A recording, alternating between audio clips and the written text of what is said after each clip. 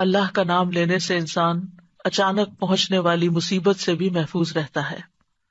عثمان بن عفان کہتے ہیں، میں نے رسول اللہ صلی اللہ علیہ وسلم سے سنا، آپ فرماتے تھے، جس نے شام کو 3 بار یہ دعا پڑھ لی اسے صبح تک کوئی اچانک مصیبت نہیں آئے گی، کوئی اچانک مصیبت نہیں آئے گی۔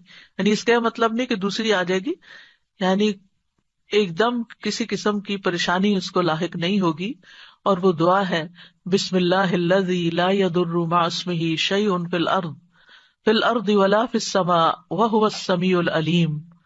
اللہ کے نام سے، وہ ذات کہ اس کے نام سے کوئی چیز زمین میں ہو یا آسمان میں نقصان نہیں دے سکتی، اور وہ خوب سنتا ہے اور خوب جانتا ہے۔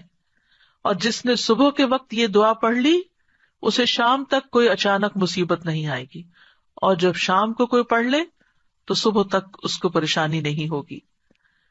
اسی طرح اگر انسان بسم اللہ نہیں پڑھتا تو یاد رکھیے کہ بسم اللہ نہ پڑھنے کا نقصان یہ ہے، ابن عباس کہتے ہیں کہ ابلیس نے اللہ تعالیٰ سے کہا کہ تو نے اپنی ساری مخلوق کا رزق واضح کر دیا ہے، میرا رزق کس میں ہے؟ تو اللہ تعالیٰ نے فرمایا، ہر اس چیز میں جس پر میرا نام نہ لیا جائے۔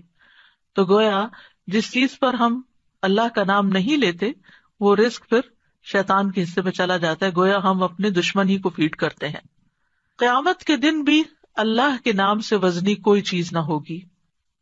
پھر اسی طرح یعنی اس دعا کے پڑھنے کے مواقع کون کون سے ہیں؟